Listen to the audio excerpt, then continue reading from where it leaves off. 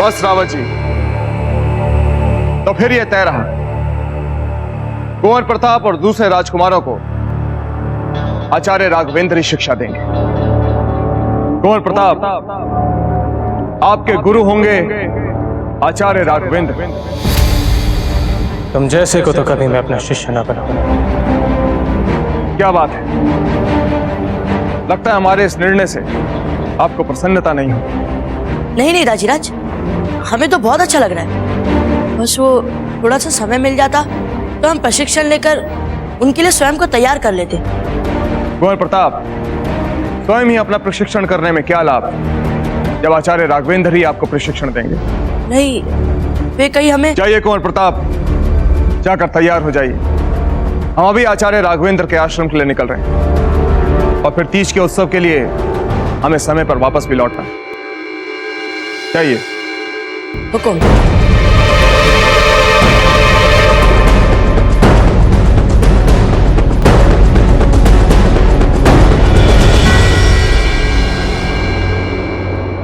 बाबूजी राज, आपने हुक्म से कहा क्यों नहीं? ये वही आचार्य जी है जो आपको मेवाड़ के राणा बनने के युग समझ ही नहीं रहे थे। हम कैसे बोलते सोम? यदि हम कहते तो हमारी गुफा में जाने वाला सारा दुस्साहस दाजीराज को पता चल जाता और वहाँ की सारी बातें उनके सामने आ जाती सोम। और क्या बाबूजी राज? और दाजीराज ने हमें आचार्य जी के बारे में जो जो बताया, उससे तो हमें यही लगता है सोम कि राघवेंद्र आचार्य जी जैसा अच्छा गुरु हमें कहीं नहीं मिल सकता। इसीलिए उनका क्रोध शांत हो जाए और वे हमें अपना शिष्य स्वीकार कर ले। पर बाबूजी राज, क्या सादी वेशभूषा देखकर आचार्य जी का क्रोध ठंडा हो जाएगा? क्या पता सोम, आचार्य जी का क्रोध हमारी सादी वेशभूषा देखकर ही कुछ शांत हो जाए।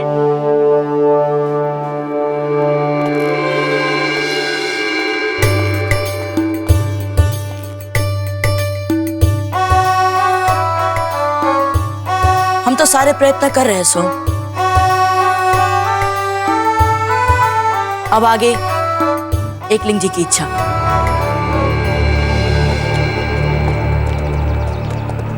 दादा भाई, घबराइए मत। साधारण वेशभूषा में देखकर क्या पता आचार्य जी का आप पर वो गुफा वाला गुस्सा थोड़ा कम हो जाए। बाकी वहां तो उन्होंने आपको साफ साफ बोल ही दिया था कि आप जैसे को वो कभी अपना शिष्य न बनाए। भाई शक्ति, धीरे बोलिए। कल जो हुआ उसका पता दाजीराज को नहीं चलना चाहिए। घबरा क्यों रहे हो दादा भाई? हमको भी इसमें आनंद मिल रहा है, उसको गंवाना नहीं चाहते हैं हम, पर मन है कि मानता ही नहीं। बस एक ही इच्छा बार बार कर रहा है कि देखें क्या होगा जब आश्रम में आप और आचार्य जी आमने सामने होंगे।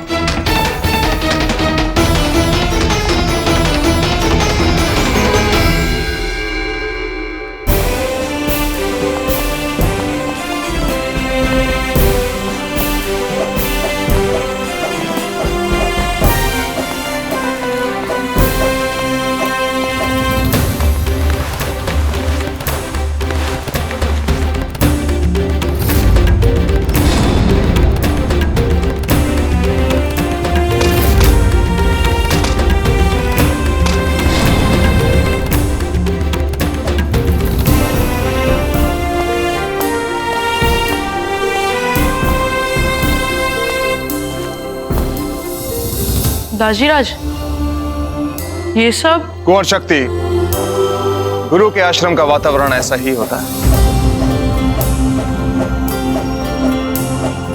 आप लोग कौन हैं तथा किससे मिलने हैं श्रीमान? हम राणा उदय सिंह और यहाँ आचार्य राघवेंद्र जी से मिलने आए हैं। क्षमा करें महाराज, यदि आपको हमारे आचार्य जी से मिलना है तो थोड़ी प्रतीक्षा करनी होगी, क्योंकि हमारे आचार्य अभी ध्यान कर रहे हैं।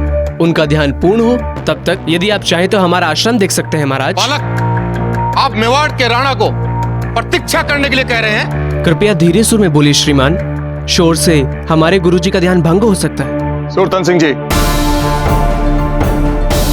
ये बिल्कुल ठीक कह रहे हैं। वैसे भी आज हम यहाँ मेवाड़ के राणा की हैसियत से नहीं, एक पिता की हैसियत से आए हैं, अपने बच्चों को इस आश्रम में प्रवेश करवाने के लिए।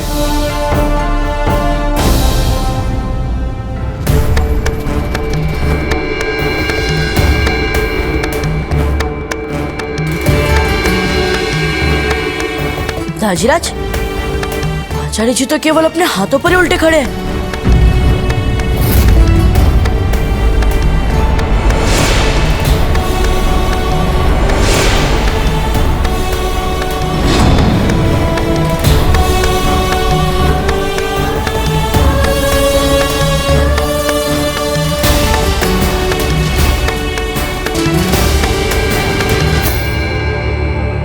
वाह, ध्यान करने की कितनी अद्भुत मुद्रा है। मेवाड़नाथ, आप हमारे आश्रम पधारे, ये हमारे आश्रम के लिए बड़े गर्व की बात है। आइए ना, जब तक हमारे गुरुजी अपना ध्यान पूर्ण करें, मैं आपको हमारा आश्रम दिखाता हूँ। आइए। सुनिए, हम आचार्य जी की ध्यान मुद्रा पास जाकर देख सकते हैं? हम उनके ध्यान में बिल्कुल भी विघ्न नहीं डालेंगे और उनसे थोड़ा दूर ही रुक जाएंगे। ठीक है, परंतु आपको अपनी मुद्रियां यहीं उतारनी पड़ेंगी और वहां जाकर एकदम शांत रहिएगा।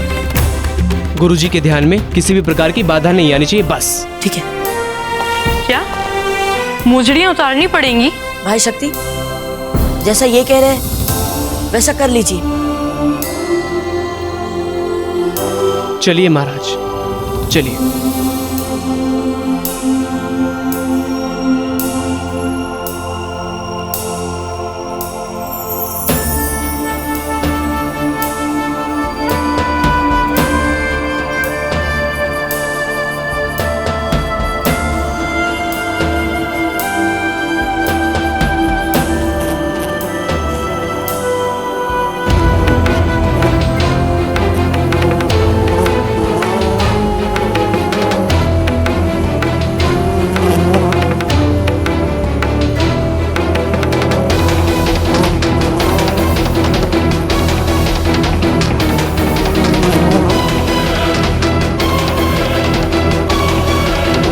आप यहाँ शांति से खड़े रहिए, आचार्य जी के ध्यान में विघ्न पड़ सकता है। पर वो ततैया।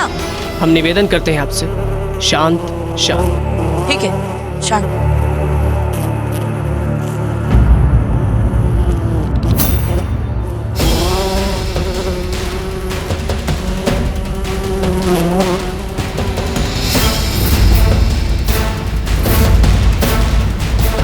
अरे भाई सुनिए, ये ततैया।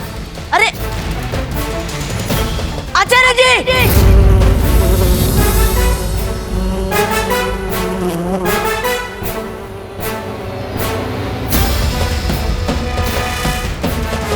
अज्ञानी बालक, तुमने हमारा ध्यान तोड़ने का दुस्साहस किया है। आचार्य जी,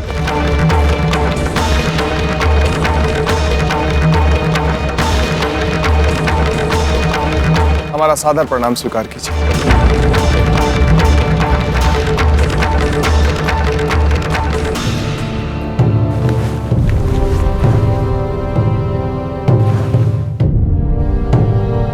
प्रणाम राजन। आचार्य जी, हम अपने पुत्र के व्यवहार के लिए आपसे क्षमा मांगते हैं।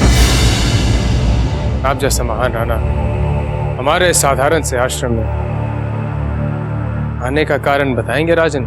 आचार्य जी, हमने आपके ज्ञान की, आपकी क्षमताओं की बहुत प्रशंसा सुनी। बताने वाले तो आपको समूचे भारत खंड का सर्वश्रेष्ठ गुरु बताते, इसलिए हम आपके पास एक विनम्र विनती लेकर आए। हम चाहते हैं कि आप हमारे राजकुमारों को अपने चरणों में बैठने का अवसर दें और इन्हें अपना शिष्य बनाकर अपने ज्ञान के सागर में से अंजलि भर शिक्षा दें और इन्हें भी अपनी तरह शूरवीर और विद्वान बना दें, तो हम आपके आभारी रहेंगे। क्षमा कीजिए राजन, मैं आपके पुत्रों को शिक्षा नहीं दे सकता।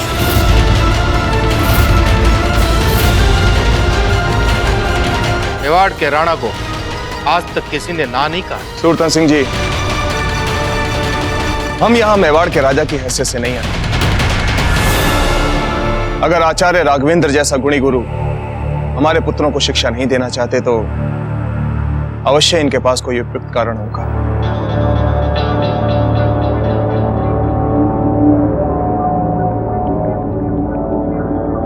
आचार्य जी, एक बार फिर से हमारा सादर प्रणाम स्वीकार कीजिए।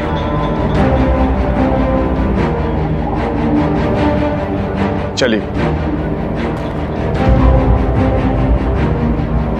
कुंवर प्रताप, आपने सुना नहीं हमने क्या कहा? चलिए यहां से।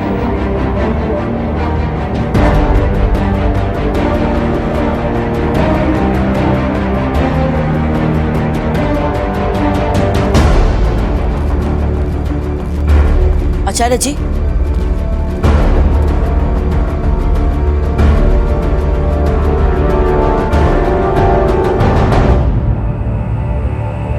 आप ध्यान में थे और ऐसे में कहीं वो ततैया आपको काट लेता तो हमें आपसे शिक्षा कहां से मिलती आचार्य जी।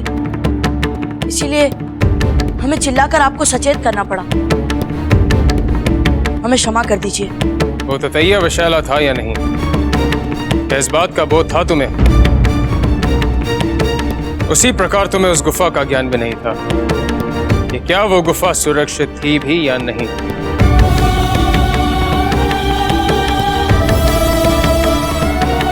आचार्य जी, हम सब कुछ तो नहीं जानते, इसीलिए हम आपके पास आए ताकि हम वो सब कुछ जान सके जो हम नहीं जानते। हम आपके आगे हाथ जोड़कर प्रार्थना करते हैं आचार्य जी, हमें अपना शिष्य स्वीकार कर लीजिए। हमें आपसे बहुत कुछ सीखना है, सच्चे मन से सीखना है आचार्य जी।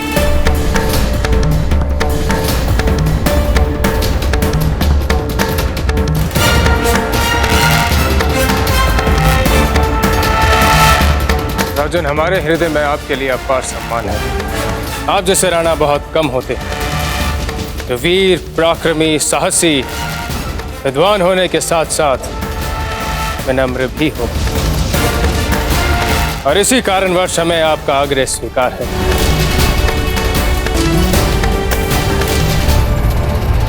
किंतु राजन, आपके इन राजकुमारों को इस आश्रम में प्रवेश कल सुबह प्रवेश परीक्षा की सफलता के उपरांत ही मिलेगा। संभव है कि ये परीक्षा में सफल ना हो पाए, विशेषकर ये।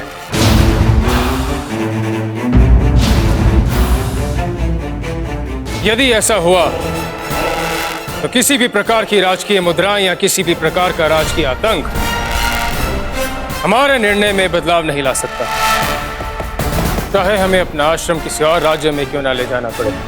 आचार्य जी, मेवाड़ अपने गुरुओं का आदर करना अच्छी तरह से जानता है। कल हमारे राजकुमार आपकी प्रवेश परीक्षा के लिए अवश्य आएंगे। धन्यवाद।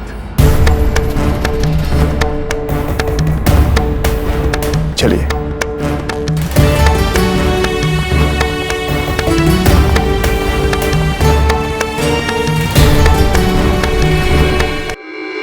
जल्दी जल्दी करो, महाराज शीघ्र ही आश्रम से लौटने वाले हैं। महाराज के राजमहल पहुंचने से पहले हमें सारी तैयारियां पूरी करनी पड़ेंगी। शीघ्र करो। केश ढंग से बनाओ हमारे। ये क्या कर रही हैं आप? राणा जी के सामने मैसेज जाएंगे, कुछ करो इनका। जाओ तुम लोग,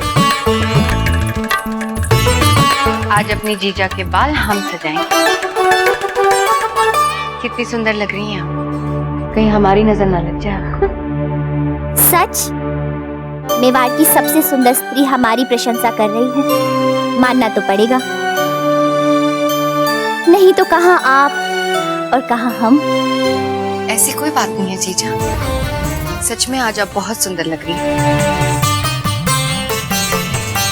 अच्छा जीजा, आपको पता चला कि कुंवर शक्ति और कुंवर विक्रम के लिए राणा जी ने किस गुरु को चुना है?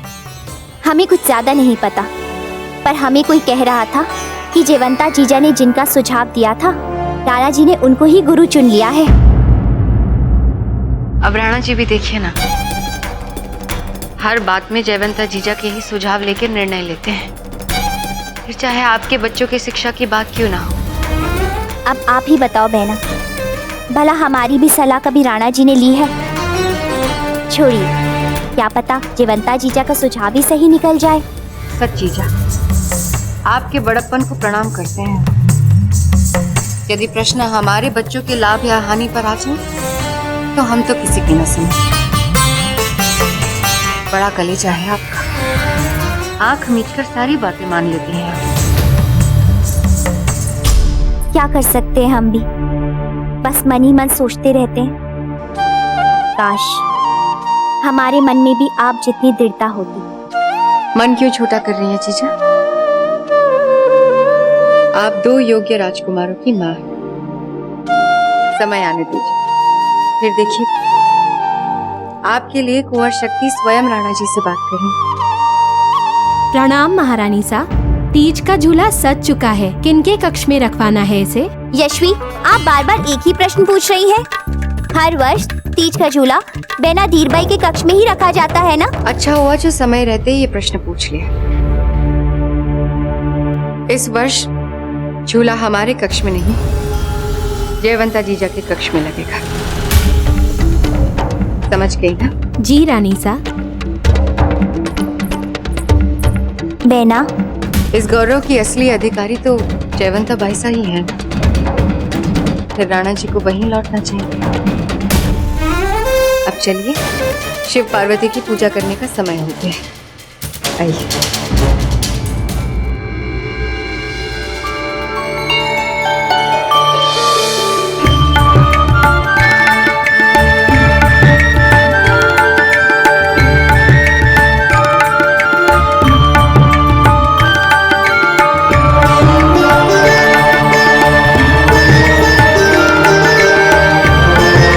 पार्वती पति शंकर भगवान को प्रणाम। शंकर पार्वती की जय। शंकर पार्वती की जय। आज तीज का अवसर है, जाइए उल्लास मनाइए।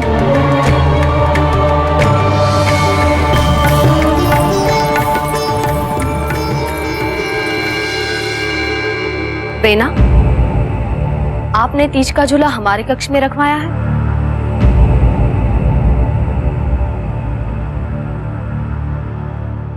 हाँ जीजा, नहीं रखवाना चाहिए था। नहीं, वो हर वर्ष तो आपके कक्ष में रहता है ना। जीजा, हम चाहते हैं कि आज की ये तीज आपके लिए विशेष अवसर बन जाए।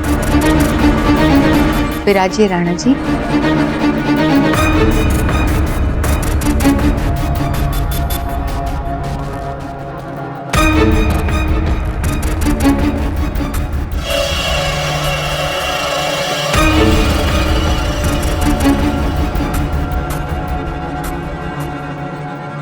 आइए बेना।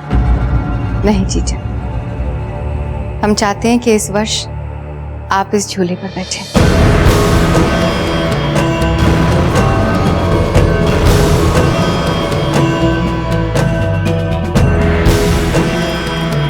इस झूले पर बैठने का सच्चा अधिकार आपका है।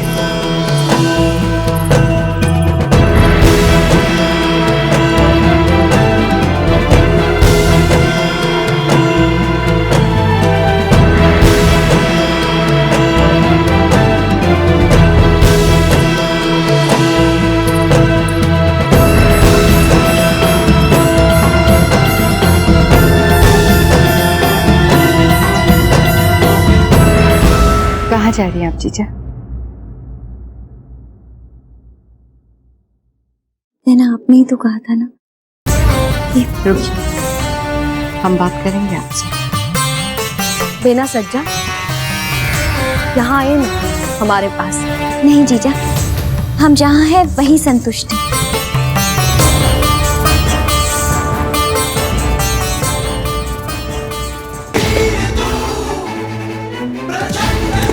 और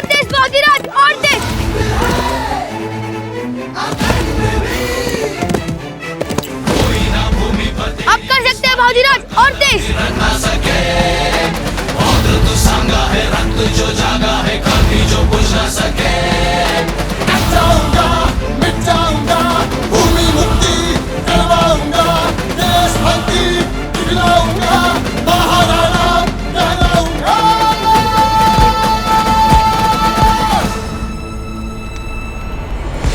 बाबूजीराज, आप इतना परिश्रम व्यर्थ ही कर रहे हैं।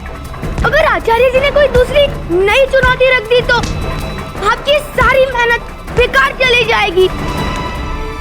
हो सकता है, पर सुन, हमें यह संतोष तो रहेगा कि हमने प्रयास किया ताकि मेवाड़ का ध्वज हमारे दुर्ग जितना ऊंचा रहे, फहराता रहे। हमें आचार्य राघवेंद्र जी से उनका मन, उनका विश्वास जीतना है सोम।